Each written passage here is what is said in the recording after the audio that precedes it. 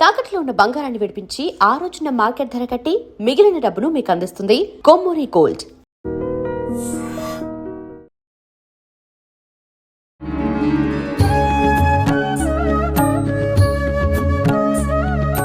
నమస్కారం, welcome to I dream. ధర్మ మార్గం విత్ విజిత కార్యక్రమానికి స్వాగతం. ప్రస్తుతం మనతో పాటు ఉన్నారు శ్రీ విద్యా ఉపాసకురాలు, శ్రీ కామాఖ్య అమృత శోధన సంస్థ వ్యవస్థాపకురాలు వేణుశ్యామ అమ్మగారు. ఇప్పుడు అమ్మతో మాట్లాడి మరిన్ని విషయాలు తెలుసుకుందాం. నమస్కారం అమ్మ. జై శ్రీరామమ్మ. జై శ్రీరామ్.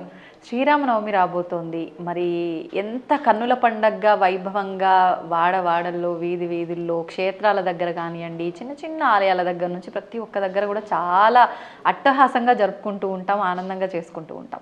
ఒక్కసారి శ్రీరామనవమి విశిష్టత గురించి తెలియజేయండి. శ్రీరామనవమి రాముడు పుట్టినరోజు. అసలు రాముడు అంటే ఒక ధర్మం. ఏదైనా చెప్పాలి అంటే ఆ ధర్మానికి ఒక రూపం మనం చూపించాలి అన్నప్పుడు ఆ రూపం రాముడే. అది ఎలాగూ అని అంటే అసలు చిన్నప్పటి నుంచి ఆయన చేసిన ప్రతి పని కూడా ధర్మమే. ఫస్ట్ విశ్వామిత్రుడికి అంటే అతి చిన్న వయసులో విశ్వామిత్రుడి యాగాన్ని ఎంతో గొప్పగా చేయిస్తాడు. ఎందుకు అని అంటే మన యొక్క ధర్మం ఏదైతే ఉందో ఒక రాజుగా తన బాధ్యత అక్కడ. అంటే అప్పటికి ఆయన యువరాజే నిజం చెప్తే, కానీ విశ్వామిత్రుడి యాగం ఆగకుండా అంటే ప్రజల్ని ఫస్ట్ నుంచి అంటే మొదటి నుంచి కూడా ఈ రోజుకి కూడా అంటే అది త్రేతాయుగంలో అయిపోయింది రామాయణం. ఆ తర్వాత ద్వాపర యుగం అయింది, ఇప్పుడు మనం కలియుగానికి వచ్చాం. అయినా కూడా మనం రాముణ్ణి ఇప్పటి వరకు చెప్పుకుంటున్నది ఏమిటి అని అంటే పితృవాక్య పరిపాలన అనుకోండి, లేదా మళ్ళీ వచ్చి ఇక్కడ రామరాజ్యం అనే చెప్తారు. ఈ రోజుకి కూడా ఎంతమంది రాజులో వచ్చారు, కానీ రామరాజ్యమే. దానికి తోడు ఒక ప్రేమ చూసినప్పుడు అంటే ఆ శ్రీరామనవమి రోజునే సీతారాముల కళ్యాణం అయింది. అన్యోన్య దాంపత్యం అని భూమి మీద ఏదైనా ఒకటి చెప్పాలి అంటే అది ఖచ్చితంగా సీతారాములే. కానీ మీరు ఒక్కసారి ఆలోచిస్తే వాళ్ళిద్దరూ కలిసి ఉన్నది చాలా తక్కువ. అవునమ్మా. కానీ ధర్మం కోసమే వాళ్ళు కలిసిలేరు, ప్రజల్ని బిడ్డల్లా చూడడం కోసమే వాళ్ళు కలిసిలేరు. అంటే వాళ్ళు అంత త్యాగం చేసి మనందరికీ ఇంత ఆనందాన్ని ఇచ్చింది సీతారాములు. దానికి తోడు ఆ జానకి మాతను చూసినప్పుడు మీరు ఎప్పుడైనా ఆవిడ చూడండి ఏంటవుతుంది అంటే ఇప్పుడు 14 ఏళ్ళు అరణ్యవాసం చేయమని దశరథ మహారాజు శ్రీరాముడికి మాత్రమే చెప్పాడు. శ్రీరాముడు ఏం చేశారు అని అంటే ఆయన వెళ్ళిపోతాడు మామూలుగా, ఎందుకంటే ఆయన తండ్రి మాట పరిపాలించాడు, ఆయన వెళ్ళిపోవచ్చు. కానీ ఈవిడికేమో ఆంక్ష లేదు. అప్పుడు ఈవిడ హాయిగా జనక మహారాజు ఇంటికి వెళ్ళి అంతఃపుర స్త్రీలా హాయిగా బతకచ్చు. కానీ అలా చేయలేదు. పెళ్ళైన తర్వాత తన భర్త ఎక్కడుంటే తను అక్కడే ఉండాలి అని చెప్పేసి ఆ అడవుల్లో బాధలు పడ్డానికి వెళ్ళింది. ఆ అడవుల్లో కూడా ఇప్పుడు చూడండి మామూలుగా ఏదైనా కష్టకాలం వచ్చిందనుకో ఎవరికైనా రాజులకి చూస్తే వాళ్ళు ఫెసిలిటీస్ అన్ని క్రియేట్ చేసుకుని ఆ కష్టాన్ని అనుభవిస్తున్నారు. కానీ రాముడు అలా అనుభవించలేదు. అడవిలో ఉన్నాడు అంటే ఖచ్చితంగా అడవిలోనే ఉన్నాడు. ఎలాగో అంటే పర్ణశాలలోనే ఉన్నాడు, కందమూల ఫలాలను మాత్రమే తిన్నాడు, నారబట్టలే వేసుకున్నాడు, నేల మీదే పడుకున్నాడు. అంత గొప్ప రాజైనా సరే ఈ ఆంక్షలేవి దశరథ మహారాజు చెప్పలేదు. 14 సంవత్సరాలు అడవిలో ఉండమన్నారు. అడవిలో ఈయన రాజభోగాలన్నీ పట్టుకెళ్ళి అనుభవించే స్థితి కూడా ఉంది, ఎందుకంటే చాలా గొప్ప రాజు కాబట్టి. కానీ అలా చేయలేదు. మళ్ళీ ఇక్కడికి వచ్చేసరికి అందులో అసలు రామాయణంలో ఎంత గొప్ప విషయం అంటే సీతారాముల అన్యోన్య దాంపత్యం ఎంత గొప్పదో అంతే విధంగా అక్కడ ఉన్న ప్రతి క్యారెక్టరు ఏది చూసినా సరే అమ్మ ఏంటంటే కౌశల్యాదేవి చాలా గొప్పది. ఎందుకు అని అంటే కైకకి మాట ఇచ్చారు దశరథ మహారాజు. కైకకి మాట జనరల్గా ఏంటంటే ఒక భర్తకు 3 భార్యలు ఉన్నారనుకోండి, వాళ్ళ టైం అంతా కొట్టుకోవడంలోనే సరిపోతుంది తప్ప ఎప్పుడు ధర్మాన్ని పాటించడానికి అసలు టైం ఉండదు పాపం.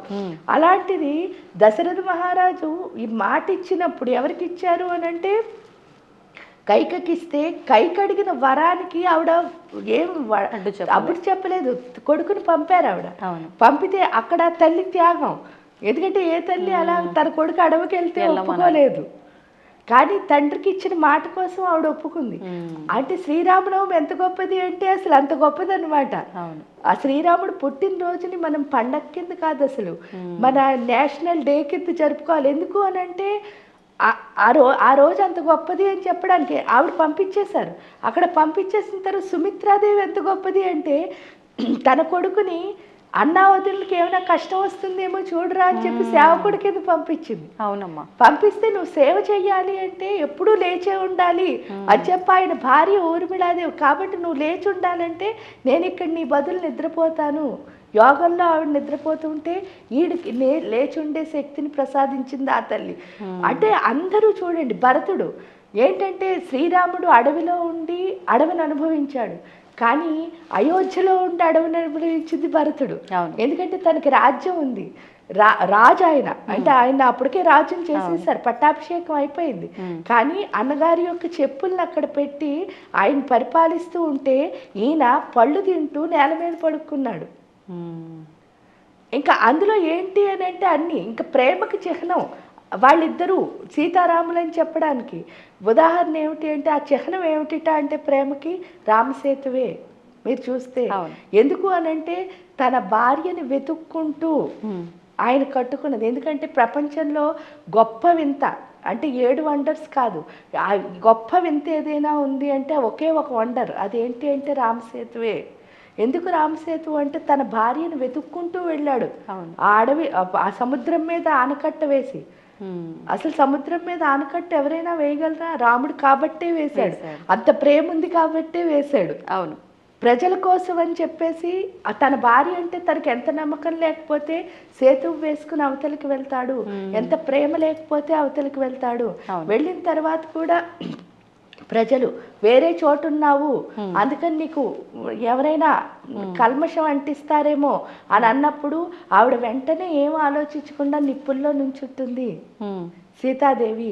అన్నిటికంటే గొప్ప ఏంటి అంటే యుద్ధానికి వెళ్ళిన తర్వాత కూడా రాముల వారు ఏం చేస్తారు అంటే ఫస్ట్ రాముడు ఏం చేస్తాడంటే ఆయన గొప్పతనం, ఆయన ధర్మం ఏదైనా సరే ఆయన గొప్పతనాన్ని వివరించడానికి అదే కారణం. ఏమిటంటే రావణాసురుని పొగుడుతాడట. ఈ సృష్టిలో ఎవరైనా పొగుడుతారా అలాగా? ఎందుకంటే ప్రత్యర్థిని ఎప్పుడైనా పొగడ్డం మీరు చూస్తారా? అస్సలు బోళ్ళని తిట్టడమే చూస్తాం. అంటే అందులో ఈయన గొప్పతనం ఎంత ఉందో చూడండి. అవును, అక్కడికి ఇంటికి వచ్చేస్తాడు, యుద్ధం అయిపోయి రావణాసురుడిని మట్టిపెట్టి లంకా నగరాన్ని విభీషణుడికి ఇచ్చిన తర్వాత ఇంటికి రాగానే తల్లి ఏం చేస్తుందిట అంటే కొడుకుని చాలా ముద్దు పెట్టుకుంటుందిట. ఎందుకు అంటే నా కొడుకు 10 తలలు రావణాసురుడిని చంపొచ్చాడు అన్న హ్యాపీ ఆనందం ఆవిడకి. ఆ ఆనందంతో ముద్దు పెట్టుకుని కన్నా నువ్వు రావణాసురుడిని చంపొచ్చావా నాయనా అని అడుగుతుందిట. అడిగితే అప్పుడు కూడా ఆయన ఇచ్చిన ఆన్సర్ ఒకటేట. ఏమంటట అంటే అమ్మ నేనెక్కడ చంపాను రావణాసురుడిని, నేను చంపలేదమ్మా అంటట. మరి అదేంట్రా అందరూ అలాగే చెప్తున్నారు అని అంటే అప్పుడు ఆయన చెప్పిన ఆన్సర్ ఏమిటి అంటే ఆయన గొప్పతనం ఇంకంతకంటే చెప్పడానికి ఏమీ లేదు. ఆయన ఏమంటాడో తెలుసా? సకల శాస్త్ర కోవిదుడు, గొప్ప శివభక్తుడు, అన్ని శాస్త్రాలు తెలిసిన ధర్మయోగి, రావణ బ్రహ్మ. ఆయన అహంకారం చేతిలో చచ్చిపోయాడు తప్ప నా చేతిలో చచ్చిపోలేదు అని చెప్తాడు. ఇంకా అంతకంటే రాముడు గొప్పతనం ఏం చెప్పాలి? ఎందుకు అంటే అదే కనుక మనం ఇంత చిన్న పని చేసాం అనుకోండి, నేను కాబట్టండి ఇదంతా జరిగిపోయింది అని చెప్పి రోజుల్లో ఆయన అసలు అలా అందుకనే శ్రీరామనవమి గొప్పది. సీతారాముల కంటే అన్యోన్య దాంపత్యం ఈ భూమి మీద ఎక్కడ ఉండదు. ఎందుకంటే ఆయన కోసం ఆవిడ అలా వెనకాల అడుగుజాడల్లో వెళ్ళి, అదేవిధంగా ఆయన ఆవిడ కోసం రామసేతువుని నిర్మించాడు. ఇంకెంతకంటే ఏం చెప్పాలి? దానికంటే కూడా యుద్ధం జరుగుతుంది. యుద్ధం జరిగినప్పుడు యుద్ధానికి ఇద్దరు కలిసి రావణాసురుడు రాముడు వెళ్ళిన తర్వాత రావణాసురుడిని చాలా బాగా పొగిడాక యుద్ధం మొదలెట్టేసరికి ఏమవుతుందిట అంటే రావణాసురుడు ముందు అమ్మవారు ఉండి యుద్ధం చేస్తూ ఉంటుందిట. యుద్ధం చేస్తూ ఉంటే రాముడు అంటాడట ఏమని అంటే తల్లి రావణాసురుడితో అయితే నేను యుద్ధం చేయగలను కానీ నీతో నేను యుద్ధం చేయలేను కదా, నువ్వు నా జగన్మాతవి అని చెప్తాడట. చెప్తే అప్పుడు రావణాసురుడు తారాదేవిని ఉపాసించి ఆవిడ్ని నుంచో పెడతాడు. యుద్ధానికి ఆవిడ వస్తుందిట. ఎందుకు అంటే రావణాసురుడు అంత గొప్ప భక్తుడు అవడం వల్ల తన భక్తుడి కోసం ఆవిడే యుద్ధానికి దిగుతుంది. దిగినప్పుడు నేను ఇప్పుడు ఈ ధర్మయుద్ధంలో నేను ఓడిపోతాను, ఎందుకంటే జగన్మాతతో నేను పోటీ పడలేను కదా అని తారాదేవిని రాముడు అడుగుతాడట. రాముడు అడిగితే అప్పుడు తారాదేవి చెప్తుందిట, నేను రావణాసుడికి ఒక శాపం ఇచ్చాను, కానీ వాడు చేసిన పూజలకి నేను పరవశించి ఇక్కడ ఉండిపోయాను, కానీ వాడికి నేను ఒక శాపం కూడా ఇచ్చాను ఆ టైంలో, నువ్వు తప్పు పని చేస్తున్నావని. ఆ శాపం ఏమిటి అంటే, నాలాంటి శక్తినే కనుక ఒక దాన్ని తీసుకొచ్చి నువ్వు ఇక్కడ పెట్టావు అంటే నేను వెళ్ళిపోతాను అని చెప్పాను. సీతాదేవి మహాసాధ్వి, ఆవిడ్ని తీసుకొచ్చి ఇక్కడ పెట్టాడు కాబట్టి నేను వెళ్ళిపోయే టైం వచ్చింది, అందుకే నేను నీతో యుద్ధానికి దిగాను, నువ్వు చేయాల్సింది ఏమీ లేదు, మళ్ళీ నన్నే ఉపాసించు, అప్పుడు నేను ముందుకు వస్తాను అంటే అప్పుడు ఈయన బగళాముఖి సాధన చేస్తారు. చేసిన తర్వాత అప్పుడు రావణాసురుడు ఓడిపోతాడు. ఆ తర్వాత సీతమ్మని తెస్తాడు. రాముడికి అన్నీ తెలుసు, సీతాదేవి ఎంత గొప్పదో తెలుసు, తెలిసే అగ్ని ప్రవేశం ఎందుకు చేయించాడంటే మనలాంటి వాళ్ళ కోసమే. ఎందుకంటే ఆయన గొప్పవాడే, కానీ ప్రజలందరూ అంత గొప్పవాళ్ళు లేరు కాబట్టి. ఎందుకంటే రామరాజ్యం అంత గొప్పదే, సీతారాముల ప్రేమ కూడా అంత గొప్పదే, అన్యోన్య దాంపత్యం అంటే అక్కడి నుంచే చూడాలి. కాబట్టి ఏంటి చూసినా సరే శ్రీరామనవమి చాలా గొప్పది. ఎందుకంటే రాముడు మన దేశంలో పుట్టడమే మన అదృష్టం అంతే. అవును, అంటే ఇంత విన్న తర్వాత ఎక్కడ ఎవరికి కూడా ఇబ్బంది పెట్టే రకంగా కానీ అన్ని రకాల సమన్యాయం అంటారు చూడండి, ప్రజల సైడ్ నుంచి, తల్లి సైడ్ నుంచి, తండ్రి సైడ్ నుంచి, వైఫ్ అన్నీ కూడా బ్యాలెన్స్ చేసిండ్రు. అంటే ఇదే ధర్మం, ఇదే మనం నేర్చుకోవాల్సింది. ఎందుకంటే కష్టం అందరికీ వస్తుందమ్మా. వాళ్ళిద్దరూ ఒకళ్ళకి కాదు, దాంపత్యం ఇద్దరు విడిపోయారు, కానీ అంత ప్రేమ ఉండి ఎవరికి వాళ్ళు వేరుగా ఉండాలంటే చాలా కష్టం. అంత కష్టంలో కూడా వాళ్ళు విడి ఉన్నారు అంటే ప్రజల కోసం అని చెప్పడానికి, అసలు ప్రజలని కాదు, తల్లికి చేయాల్సిన న్యాయం తల్లికి, తండ్రికి తమ్ముడికి చేయాల్సిన న్యాయం అందరికి, అంటే అంతలా ఎవరు ఉండలేరు రాముడు తప్ప. కానీ ఆ రామాయణంలో అందరూ అంతే గొప్పవాళ్ళు అనిపిస్తుంది. కానీ మనకు అర్థమయ్యే భాషలో చెప్పాలంటే ఆ రామాయణం మొత్తం హీరోలే. ఈ హీరోలు అందరూ కలిసి ఒక ఆయన్ని సూపర్ హీరో చేశారు, అది రాముడు. అంటే వీళ్ళందరికంటే గొప్పవాడు. అవును, అంటే దీన్ని బట్టి మనం అది కూడా తీసుకోవాలి, అందులో నీతిని. నాకు అనిపిస్తుంది ఏంటి అంటే పర్సనల్ ఒపీనియన్, మనం ఎందుకు పుట్టామో ఆల్రెడీ ఈ భూమి మీదకి మనం వస్తాం ఒక పర్పస్, ఒక కార్యంతో. ఆ కార్యానికి సంబంధించిన వాళ్ళే మన చుట్టూ ఉంటారు. అలాగే రాముడైనా మనమైనా. కాబట్టి మనం ఏ కార్యానికి వచ్చామో కనుక తెలుసుకున్నాము అంటే మన చుట్టూ వాళ్ళు ఎందుకున్నారో తెలుస్తుంది. ఎందుకంటే మన చుట్టూ ఉన్న ప్రతి ఒక్కళ్ళు మనకి నేర్పించే వాళ్ళే. అంతే. ఇప్పుడు శ్రీలంక మీకు తెలుసు, శాంకరీదేవి టెంపుల్ ఉంది. శ్రీలంక కనుక మనకు వెళ్ళామనుకోండి, అప్పటి వరకు మనం రామాయణంలో చదువుకున్నది కానీ విన్నది కానీ మనం అర్థం చేసుకున్నది కానీ రావణాసురుడు చాలా డిఫరెంట్గా ఉంటాడు. కానీ అక్కడికి వెళ్ళిన తర్వాత మాత్రం రావణాసురుడు ఇంకోలా కనిపిస్తాడు. ఇంకోలా అంటే ఏంటి అంటే ఇక్కడ మనకేంటి, సీతను ఎత్తుకుపోయాడు, వాడు రాక్షసుడు, దుర్మార్గుడు అలా అనిపిస్తుంది.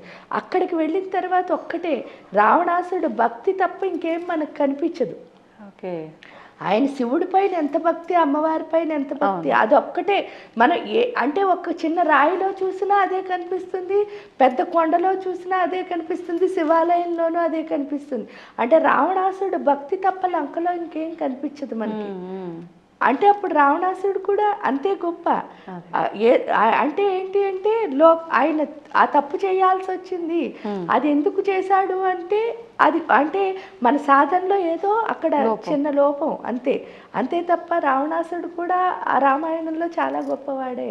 అంటే అంత జ్ఞానం ఉన్న వ్యక్తి కూడా ఇలా చేశాడు అంటే మనం ఎలా ఉండాలి, అంటే ఆ ఎమోషన్ అన్నది బ్యాలెన్స్ చేసుకోలేకపోయాడు. అలాంటప్పుడు మనలో ఎన్ని లోపాలు ఉన్నాయో మనకు తెలియదు. అసలు నిజంగా రావణాసుడు తీసుకెళ్ళింది, బంధించింది సీతమ్మని కాదు, అక్కడ ఆమె ప్లేస్లో ఇంకెవరునో అని చెప్పి కూడా కొంతమంది అంటూ ఉంటారు కదమ్మా, కాదా? మొత్తానికి మనం శ్రీరాముడు అని అంటే నిజంగా ఎంత మాట్లాడుకున్న సమయం సరిపోదు, ఎన్నో విషయాలు. ధర్మం అంటే ఆయనే అంతే, రూపం అంతే. అందులో ఆజానుబాహుడు అని చెప్తారంటే చాలా పెద్ద 14 అడుగులు. దాన్ని ఆజానుబాహుడు అంటే అర్థం ఏమిటంటే ఆయన అంత పొడవు ఉంటే ఆయన చేతులు అరచేతులు వచ్చి మోకాళ్ళని తగులుతాయట, వాళ్ళని ఆజానుబాహులు అని పిలుస్తారు. 14 అడుగులు ఎత్తు. ధర్మం అంత ఎత్తుంటుంది అని అనిపించడానికి రాముడే. ఎందుకంటే రాముడి గురించి చెప్పాలంటే ఇంక అక్కడ ధర్మం తప్ప ఏం కనిపించదు. అంటే ఎవరికీ అన్యాయం జరగలేదు ఆయన వల్ల. అవును అవును. ధన్యవాదాలమ్మా. And for more videos, Please subscribe to iDream. Please subscribe to iDream. Please subscribe iDream. And please subscribe to iDream.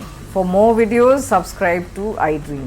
please like, share and subscribe to the channel. Congratulations, iDream. Subscribe to iDream. Subscribe to iDream. So subscribe to iDream Media. iDream ki iDream team అందరికి huge congratulations. Please subscribe iDream Media. Please subscribe to iDream. Subscribe iDream. Please subscribe to iDream. iDream అంటే నా కళల channel subscribe చేసుకున్నారు, నోరు తిరుగుతలేదు, మీరైతే గంట గుర్తు కొట్టండి. For more such videos, please subscribe to iDream. Subscribe to iDream. Please subscribe to iDream. Please subscribe iDream Media. Please do subscribe to iDream. Please subscribe to iDream Media. For best entertainment and information, please subscribe iDream. And don't forget to subscribe to iDream.